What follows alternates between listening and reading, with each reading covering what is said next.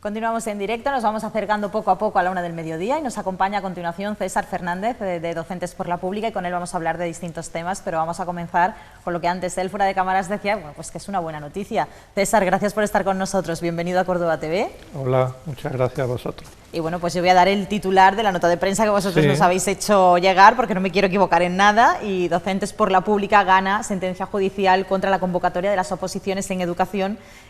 Bueno, pues es una muy buena noticia, por supuesto, porque este es un problema que vosotros arrastrabais y por el que habéis luchado durante cierto tiempo.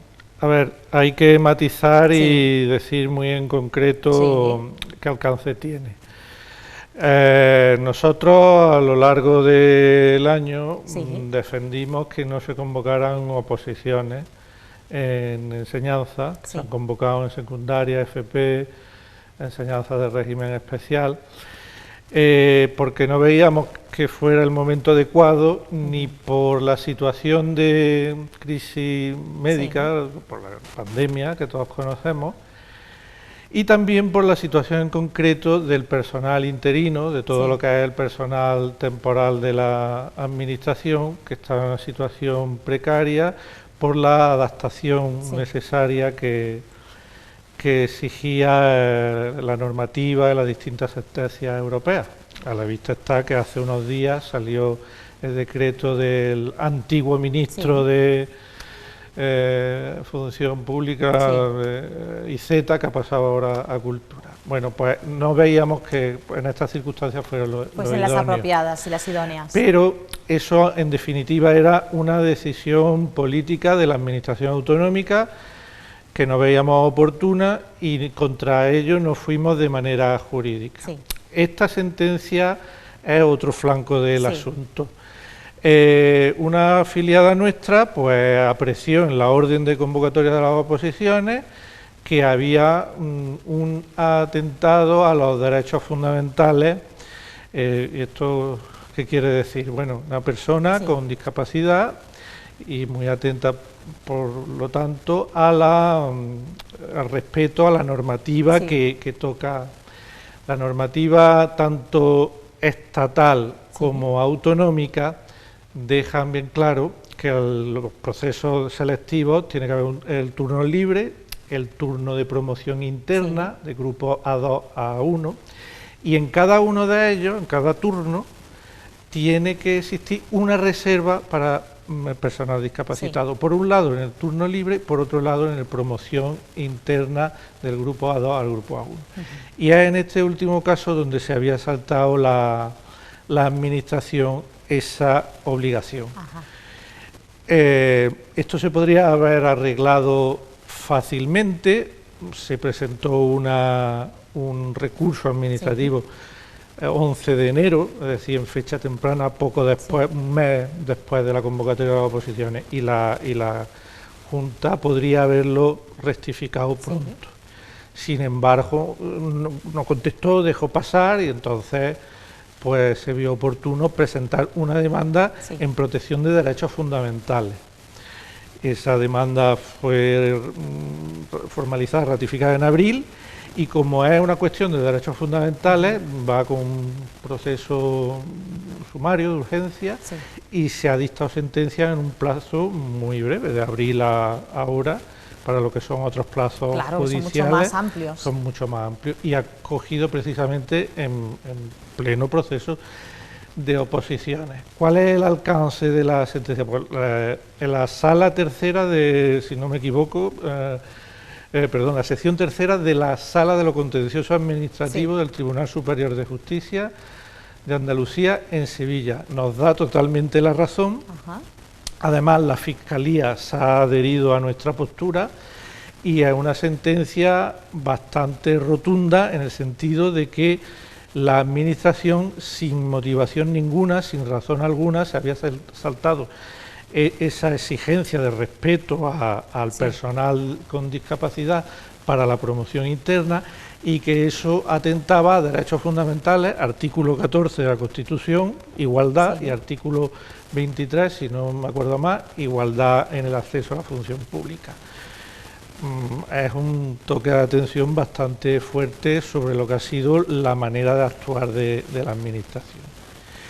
Y ahora, pues, lo que la sentencia dictaba es que había que anular el artículo 1.1 de la orden de oposiciones. ¿Qué dice el artículo 1.1 de la orden de oposiciones? Pues es la distribución del reparto de plazas, la distribución de plazas por especialidades y dentro de ellos los turnos libres de promoción, las reservas. Claro, como falta la reserva dentro de la promoción interna, pues ahora, ¿esto cómo se traduce? Bueno, claro. ¿Cómo entendemos esto? Nosotros hemos instado a que la Administración ejecute lo que la sentencia exige, pues hasta ahí llegamos. No sabemos si la Administración la recurrirá y entonces pues pasarán más meses o años en el Tribunal Superior, en el Tribunal Supremo, o cogerá el toro por los cuernos y dará algún tipo de solución.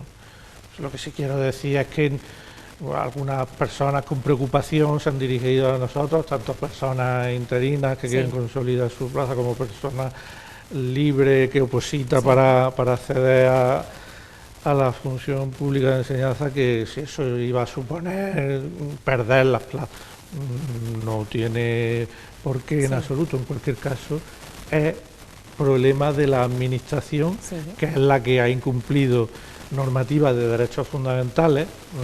Reitero ese punto, que es delicado, porque cuando se tocan derechos fundamentales, hombre, todo un interés para cualquiera de nosotros cuando hacemos una reclamación jurídica, pero los derechos fundamentales tienen una especial protección. Claro, por supuesto.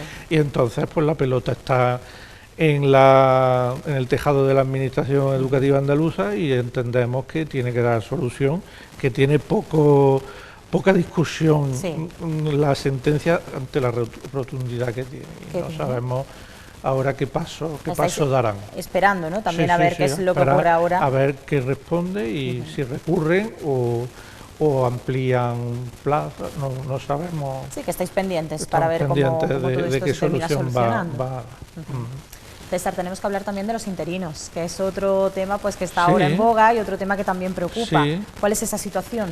Bueno, como he indicado antes, pues hace unos días se aprobó el Real Decreto, lo que se llama el licetazo, que toca la cuestión del personal temporal de las administraciones, no solo en educación, no solo en Andalucía, sino toda España, en todos los sectores. Bueno, pues ha sido un poco decepcionante en el sentido de que esto es un problema que se ha inflado desde hace lustros, décadas, es un problema vivo en lo que es la administración pública española, que no acaba de ser resuelto. Cuando la Comunidad Europea, la Unión Europea, empezó a decir que la tasa de personal interino era excesiva, que incluso se interpretaba que algunos estaban de esa tasa en fraude de ley porque se venían ocupando constantemente plazas que debían salir perdón, no me sale la palabra, a estar de manera ordinaria. Pues la Administración no ha sabido dar respuesta, no ha aprovechado los instrumentos legislativos que tenía, no ha cubierto la tasa de reposición en algunos años, pues no ha habido tasa de reposición en alguna ocasión. Los tribunales han sido erráticos, algunos daban la razón al tribunal, a las directivas europeas, otros pues no atendían. Ha llegado un momento en que la burbuja era tan grande que han querido cortar por lo sano, pero de esta manera cortar por lo sano enfrenta, como decimos nosotros, lo que es los puestos de trabajo, pero no las personas que ocupan esos puestos. Entonces, además, en enseñanza hay una situación muy específica de esto que se conoce como el fraude de ley, porque se han ocupado más años de la cuenta una plaza. En enseñanza ocupan lo que es el curso escolar, a 30 de junio se va expirando el contrato. ¿Qué es lo que tenemos enfrente? Pues que ahora deprisa va a tener que convocarse oposiciones, van a tener que salir las ofertas de empleo público, van a tener que cerrarse y van a tener que convocarse las oposiciones. Algunas de las soluciones, presentarse a las oposiciones con una parte de concurso con 40% de tiempo, ¿no?, de valoración del tiempo de servicio, es algo que ya está en enseñanza, pero la cuestión es que a partir de ese momento quien no apruebe ese proceso selectivo va a recibir una compensación y va a integrar un nuevo tipo de bolsa, es decir, que lo que va a ser una solución, se puede transformar para muchas personas en una condena, porque se queden fuera, aunque reciban esa compensación. Sí. Y además la nueva conformación de las bolsas de interinos, pues no está claro que vayan a respetar en enseñanza, siempre estoy hablando, lo que es el tiempo de servicio y demás. Así que la expectativa es que en los próximos meses, el próximo curso, pues no solo por mi formación sindical, sino por todas en general, y sobre todo las que tienen más sensibilidad con el problema de los interinos, pues que movilicen al personal para que tanto en el sector de la enseñanza como en Andalucía en concreto, la solución sea la más ajustada posible, que respete los derechos de los interinos que ya están, sin cortar las posibilidades de las personas que tienen expectativas en entrar en la... Esto es una bola que ha ido creciendo, pero es que desde hace muchísimos lustros no acaba de haber una forma estable de solucionar el asunto. Nosotros tenemos una alternativa clásica, que es la doble vía, una reserva para las personas que ya están dentro del sistema, otra parte para el personal que viene de fuera y que tiene la ilusión, las expectativas profesionales de entrar en enseñanza, que eso también hay que respetarlo, por supuesto, y tenemos la idea de una forma de transitoria mientras eso se establece, que de verdad suponga una estabilización de gente que ya está trabajando. De eso hay que insistir. Mucho del personal interino que se le exige que se presente a oposiciones. Lo primero, muchos de ellos han aprobado las oposiciones, no una vez, incluso dos o tres. Tenemos que tener en cuenta que hay oposiciones y concursos. Sí. Tú puedes aprobar la oposición incluso con una muy brillante nota y por la parte del concurso no sumar tanto y quedarte excluido del proceso selectivo. Es decir, que a los interinos en general han aprobado las oposiciones.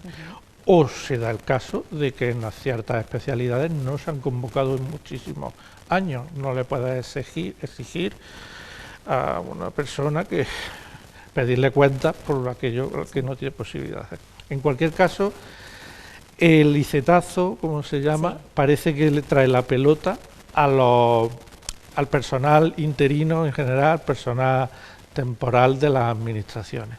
Son las administraciones las que lo han hecho mal, no los trabajadores y trabajadoras que prestan sus servicios. Y entonces, cuando les estás poniendo una prueba que los puede excluir de la selección del puesto, pues le estás trasladando a ellos la carga de lo que en principio era una sanción o un toque de atención a la administración que no había actuado en su planificación de la manera correcta e idónea. Es un tema muy vidrioso, con muchas facetas, muy complicado, pero desde luego no se coge el toro por los cuernos nunca. Se ha querido dejar un poco que la Unión Europea solucionara el problema, confiando que tendría una varita mágica que lo arreglaría todo, o que al ser una instancia externa, pues vete tú a pedirle cuentas a esa instancia externa. Y ha habido falta de compromiso por muchas partes. Gobiernos, parlamentos, tribunales que siempre hay que respetar, pero que han sido erráticos, los colectivos, bueno. Pero un tema que estamos muy encima. Es un tema, exactamente, en el que vosotros pues os centráis bastante, porque es una problemática, de personas con su trabajo en precario, y eso es fundamental desde nuestro punto de vista, que hay que ocuparnos de ello. Por supuesto, y para ir terminando, César, tenemos que hablar también del próximo curso, porque claro, es algo que eso sí que nos preocupa a todos, ¿no? A docentes, a estudiantes, a padres de estudiantes, absolutamente a todo el mundo, exactamente. Familia. ¿Cómo se presenta el próximo curso escolar? Yo distinguiría fundamentalmente dos cosas por resumir muy al grano, lo que es el aspecto de la pandemia, que va a seguir todo igual más o menos, vamos a tener que usar las mascarillas, vamos a tener que seguir con los protocolos, los refuerzos COVID no van a estar, aunque dicen que va a haber otros refuerzos que durante este mes la Consejería decía que aprobaría. En cualquier caso, también entendemos que lo que es el quid de la cuestión, que es los grupos pequeños, que eso se consigue a base de tener más personal, de hacer desdoble, de tener más profesorado, eso es algo que no se toca. Cuando se prevé que cuando los planes de contingencia, que cuando haya nivel 3 o 4, se pase de la educación presencial a la sincrónica, es decir, que combine en clase, en el aula, a personas conectadas y a personas presencialmente, o bien en modalidad semipresencial, pero eso es un recurso en el extremo médico crítico. En lo que es la normalidad, que estamos viendo que se prevén muchas cosas, que hay muchas expectativas, pero que estamos, según dicen los entendidos, yo soy lego, en la quinta ola. ¿Por qué podemos salir o por qué podemos tener unas conductas más libres cuando la epidemia está desbocada? ¿Cómo puede incidir esto en la enseñanza del año que viene? Pues no sabemos. Nos gustaría que lo que son las EPI, lo que los purificadores de aire, que son lo que ahí los aerosoles, lo que se dice que es el kit de la cuestión, pues que estuvieran dotados todos los centros, todas las aulas, ahí eso no se habla. Seguir con procedimientos en las superficies, limpiarlos.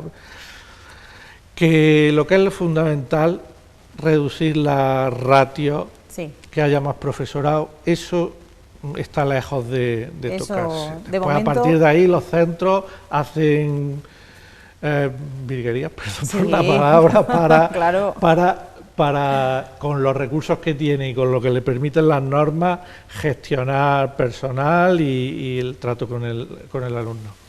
Eso era un aspecto que tiene mucha más tela que cortar, pero bueno, los tiempos son los que son.